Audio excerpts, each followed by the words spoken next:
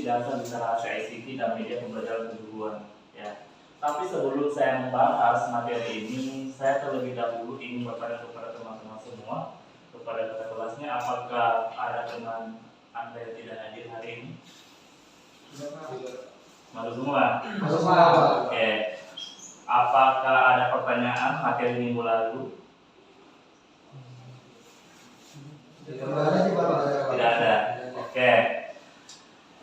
Sedikit saya mengulas materi minggu lalu bahwa media itu sangat penting sekali digunakan di dalam proses pembelajaran, ya, terutama di dalam pendidikan vokasional. Ya, artinya di sini adalah yang menyangkut dengan teknik. Ya. Kalau kesempatan pada hari ini kita akan mencoba membahas tentang masalah peranan dan fungsi dasar literasi ICT dan media pembelajaran keguruan. Saya kira sebenarnya teman-teman sudah paham semua apa itu peranan dan apa itu fungsi dasar literasi. Ya, kalau masalah peranan di sini adalah biasanya kebermaknaan, manfaat media pembelajaran di dalam pembelajaran tersebut. Sedangkan kalau fungsinya adalah hampir sama dengan peranan saja, ya, cuma tergantung dari apa yang kita akan bicarakan nantinya, yaitu adalah konsep dasar atau materinya nantinya. Di sini kita akan mencoba mengupas secara tuntas sejauh mana sih peranan itu dan fungsinya seperti apa sebenarnya. Di sini kita akan memberikan suatu gambaran bahwa dosen atau guru itu merupakan salah satu motivator, ya, artinya memfasilitasi saja. Di sini kalau kita menggunakan dengan media pembelajaran, seolah-olah kita akan menggunakan dengan media nyata.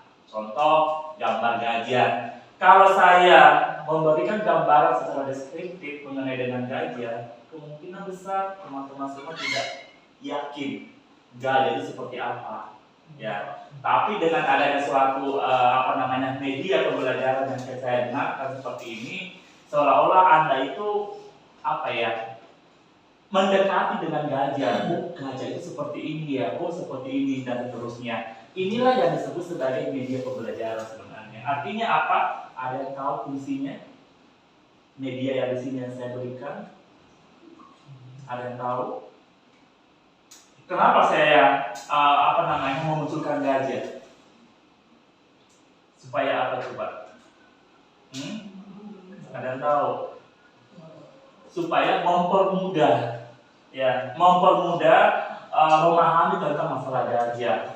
Ya, ini kan gajah. Gajah itu kan, ya, kalau tadi udah saya katakan bahwa kalau kita cuma hanya mendeskripsikan saja, itu saya kira tidak terlalu real, ya. Sama halnya dengan komponen-komponen elektronik misalnya, ya. Inilah yang disebut sebagai motivator. Ya, artinya di situ kita memunculkan suatu gambaran, kita memunculkan suatu media supaya peserta didik kita itu bisa menerima dengan baik, ya. Terus yang berikutnya lagi adalah secara konsep, secara teoritik, bahwa media itu kan sesuatu, ada sesuatu hal, ada sesuatu yang bisa menyalurkan pesan.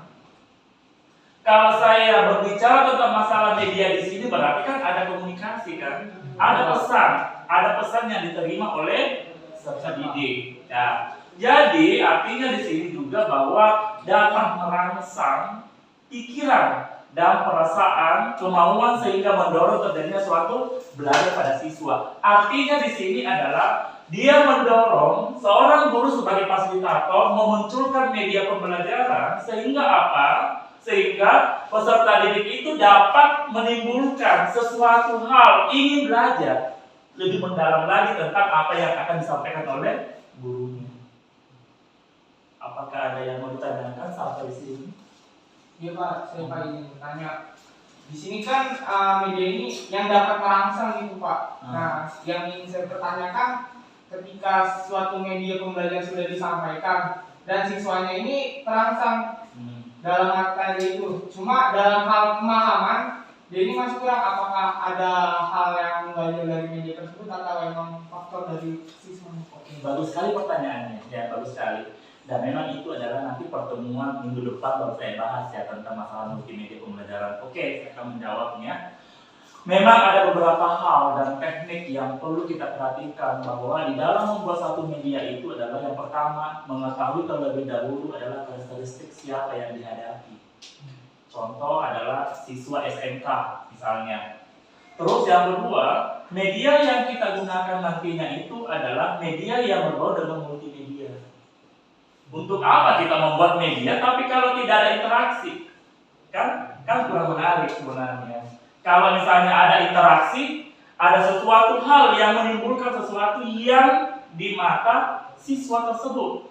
Oh, saya mau ingin belajar, oh seperti itu ya, bagus juga ya. Berarti kan ada yang mempengaruhinya. Kira-kira apa? Yang disebut sebagai mempengaruhi ini adalah faktor multimedia. Ada audionya, ada teksnya, ada visualnya, apalagi. Itu ada 5 komponen. Ada 5 komponen di dalam multimedia, tidak bisa kita pisahkan. Harus digabungkan menjadi sistem di dalamnya tersebut. Sehingga itulah yang disebut sebagai faktor yang menyalurkan atau merangsang peserta didik untuk mau menerima pelajaran tersebut. Materinya bagus, tapi cuma hanya dengan menyampaikan begitu saja, tidak juga. Pasti siswanya itu tidak begitu cepat menerima. Makanya di sini sangat dibutuhkan antara komunikasi antara dua belah pihak. Ada guru, ada peserta didik. Maka terjadilah disebut sebagai komunikasi atau disebut sebagai umpan balik tersebut. Bisa dipahami kira-kira? Di sini juga bahwa media pembelajaran dari awal kita katakan dari pertemuan pertama ya, itu adalah perantara. Memang betul perantara. Media yang digunakan ini adalah cuma perantara saja. Bisa dipahami? Ya, jadi perantara itu adalah pesan di mana di situ ada yang disebut dari mengirimkan ke penerima pesan. Artinya apa? Saya menyampaikan materi, saya menggunakan media. Media ini nanti akan saya gunakan kepada siswa untuk apa? Mengirimkan pesan materi kepada siswa tersebut. Bisa dipahami? Kalau misalnya ada umpan balik, berarti kan ada pertanyaan. Ada pertanyaan ke saya. Berarti nanti kan ada umpan balik, artinya saya jawab, gitu loh. Bisa dipahami kira-kira ya? Itulah yang disebut sebagai media yang sebenarnya. Media, banyak media pembelajaran yang kita ketahui. Tapi media yang paling bagus adalah media seperti apa? Ada yang tahu? Media yang seperti apa kira-kira yang lebih baik? Ada yang tahu kira-kira? Media yang biasanya ada umpan baliknya, atau media yang berbau dengan multimedia sebenarnya.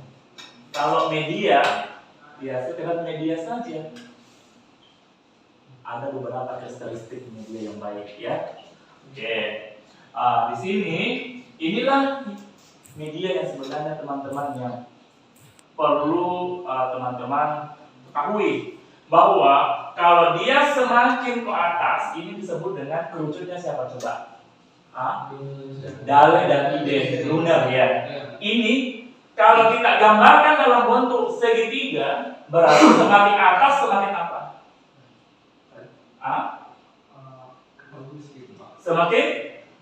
Ayo, ada yang tahu? Kalau dia semakin ke atas, berarti apa? Maka dia semakin abstrak ya. Kalau dia semakin ke bawah, berarti kan lebih baik sebenarnya. Contohnya apa? Pengalaman perbuatan, pengalaman dramatik, demonstrasi, benar kan? Kalau cuma hanya saya menggunakan dengan simbol verbal, kemungkinan besar tidak bisa dipahami oleh siswa.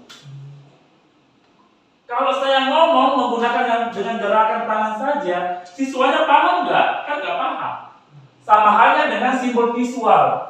Sama dengan kalau misalnya menggunakan dengan statik film bergerak, sama dengan televisi. Saya putarkanlah televisi di depan kelas. Saya menyuruh peserta didik untuk nonton. Itu kemungkinan besar sedikit peluangnya untuk dia mencapai keberhasilan. Tetapi kalau kita berpengalaman perbuatan, sudah pasti. Contohnya apa? Praktek. Berpraktek dengan benda nyata. Itu maksud saya. Saya pahami? Oke. Ini adalah tadi saya katakan bahwa karakteristik media, pertanyaan tadi, itu ada beberapa hal yang perlu kita ketahui. Di antaranya adalah ada yang disebut sebagai dapat dilihat. Ya, kalau media tidak dapat dilihat, cuma diraba aja, apa yang terjadi? Kan nggak bisa apa-apa. Ya, baru yang kedua adalah ada yang disebut sebagai alat bantu. Ingat pesan saya bahwa alat bantu, media yang digunakan atau media secanggih apapun yang kita gunakan itu tidak akan bisa tergantikan oleh guru. Jelas bahwa guru itu adalah apa? Orang yang menyampaikan materi. Kadang juga kita ketahui bahwa seorang guru tidak menguasai materi, tapi dia menggunakan media yang canggih. Berarti kan ada keliruan. Yang bagus itu adalah guru menguasai materi, medianya bagus. Itu baru iya. Jadi paham ya? Baru yang ketiga adalah ada yang disebut sebagai perantara, menyampaikan suatu informasi. Ya juga namanya perantara kok. Antara saya dengan kalian, perantaranya apa? Media.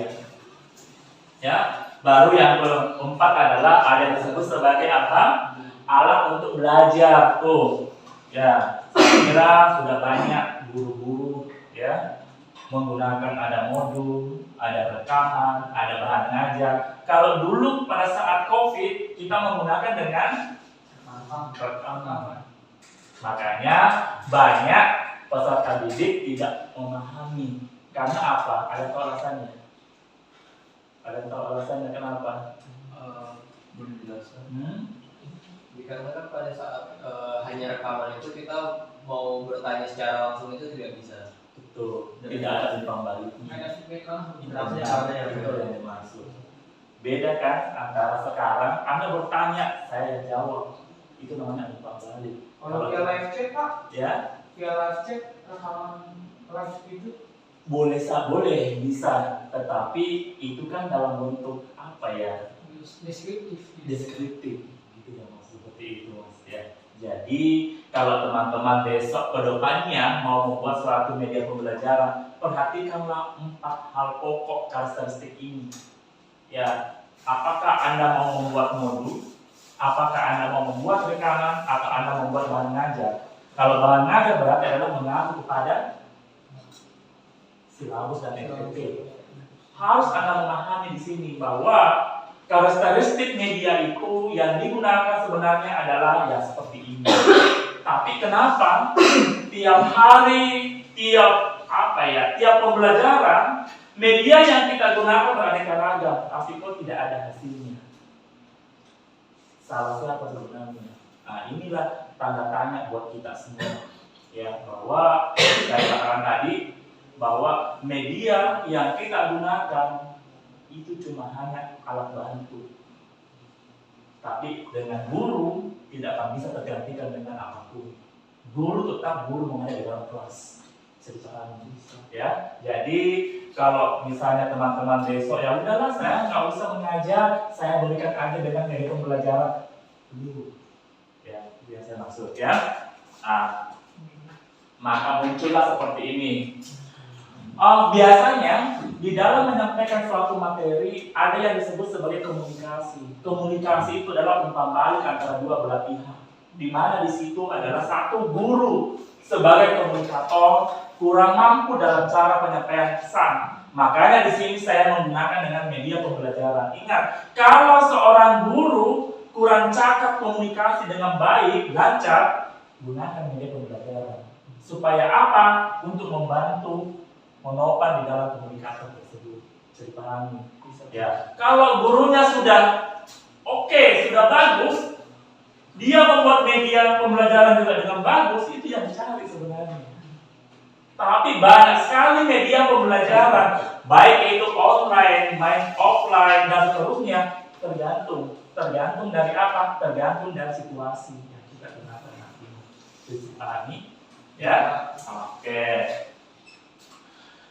Inilah fungsi media. Tadi saya katakan bahwa fungsi media itu Ya, memperjelas pesan. Saya berbicara, saya menyampaikan bahwa elektronika gaya misalnya seperti ini. Saya cuma hanya menjelaskan. Tetapi kalau misalnya dengan menggunakan media, kan lebih jelas. Dipahami. Ya, berarti di sini saya katakan lagi bahwa agar tidak terlalu verbalistik. Apa itu verbalistik? Verbal, artinya terlalu banyak kata-kata, terlalu abstrak. Saya berbicara seperti ini, tapi teman-teman pikirannya beda. Itu disebut sebagai verbalistik. Ya. Kalau saya menjelaskan 1 ditambah 1 dikurangi akar 3, teman-teman bisa nangkap. Itulah yang diharapkan. Tapi kalau saya 1 ditambah 1, teman-teman misalnya kok kayak gini ya, kok seperti ini, berarti itu belum bisa dipahami. Ya. Baru yang kedua adalah ada waktu tenaga. Teman-teman ingat bahwa fungsi media itu mempersingkat waktu. Ya. Kalau kita cuma hanya ceramah, ya capek. Paham kan? Baru yang ketiga adalah adanya interaksi lebih.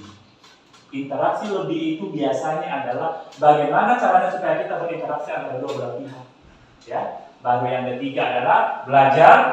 Belajar mandiri di sini yang dimaksud adalah apabila kita membuat satu media pembelajaran, apalagi kalau dia berbau dengan Android, itu lebih enak.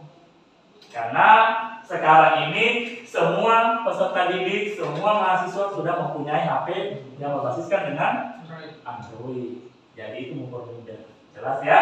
Baru yang ketiga adalah ada rangsangan yang sama. Rangsangan yang sama di sini yang dimaksud adalah rangsangan itu memberikan sesuatu hal di mana di situ ada suatu pengalaman di dalam mata kuliah, di dalam mata pelajaran tersebut. Bisa dipahami?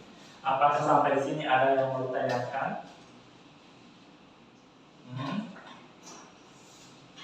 Ada yang mau ditanyakan? Silakan. Peran media untuk pendidikan itu apa sih Pak? Peran media Pak di dalam pendidikan itu seperti apa sih Pak? Media? Iya. Kayak waktu pembelajaran gitu Pak. Cuma mas, lebih jelas lagi. Kayak apa ya? Kan susah lagi ngomong. Apa? Ya, peran media tuh kayak di dalam pembelajaran tuh. Oh iya, peran media sebenarnya di dalam pembelajaran ini itu sangat penting banget. Ya, artinya contohnya saja saya mengibaratkan kalau kita makan sayur, kalau tidak ada garamnya kan hampa. Sama halnya dengan media pembelajaran. Media pembelajaran itu kalau saya mengajar, misalnya adalah mungkin kemungkinan besar PLC barangkali saya ngajar, saya cuma hanya menggunakan dengan ceramah saja. Ingat, ceramah mungkin barangkali membosankan dan kalian nggak paham sama sekali. Jadi pada intinya di sini adalah peranan media itu adalah satu, mempermudah menyampaikan suatu materi atau suatu pesan. Baru yang kedua adalah apa? Mempersingkat waktu. Baru yang ketiga adalah tenaga. Baru yang keempat adalah bisa belajar secara mandiri. Baru yang terakhir adalah menerima satu rangsangan yang sama. Tidak ada perbedaan. Nah, inilah yang disebut sebagai peranan, bahwa kalau ditinjau dari beberapa aspek, peranan media itu sangat-sangat penting banget, sangat penting sekali di dalam pembelajaran. Bisa dipahami, cuma tergantung dari seorang guru, apakah dia menguasai materi atau tidak. Pada saat kita mengajar dan cuma hanya membaca dengan PPT saja, berarti dia belum menguasai. Artinya di sini adalah apabila seorang guru menguasai materi, dia mengembangkan apa yang disampaikan di dalam PPT, disampaikan kepada peserta didik, itulah yang dikembangkan. Jelas. Jadi jangan sampai kita apa yang kita tuliskan di PPT itu yang kita juga sampaikan, tapi tidak ada pengembangan. Bisa dipahami kira-kira? Oke. Ada yang bertanyakan lagi? Ada yang bertanyakan lagi? Cukup?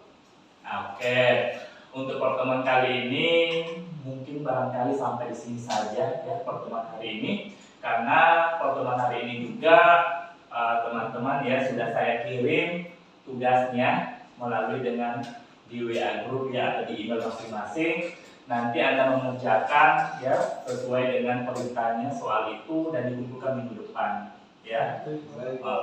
Jadi kalau memang ada yang kurang jelas ya, tolong nanti ditanyakan melalui dengan WA group atau dengan email ya yang pernah saya berikan kepada teman-teman semua.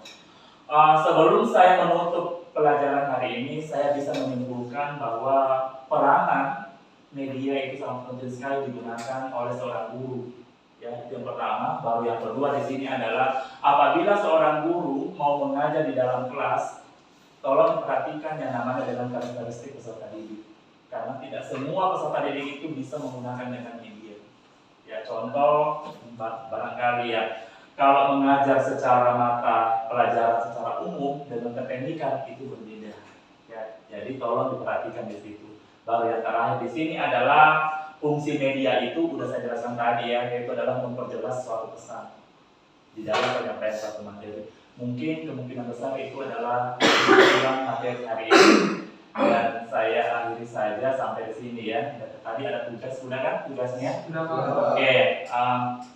Sebelum itu bahwa tugasnya itu tulis tangan saja ya, ditulis tangan dikumpulkan minggu depan. Jadi masalah tugas sudah ya, jadi tolong teman-teman belajar ya, karena teman-teman ini tidak lama lagi akan menyusun yang namanya skripsi ya, karena pengalaman masa lalu ya harus benar-benar paham mengenai dengan yang namanya dengan media pembelajaran ya. Saya kira itu saja dan tetap semangat mengerjakan proposal skripsi kalian ya. Itu barangkali itu saja yang perlu saya sampaikan. Assalamualaikum warahmatullahi wabarakatuh. Waalaikumsalam warahmatullahi wabarakatuh.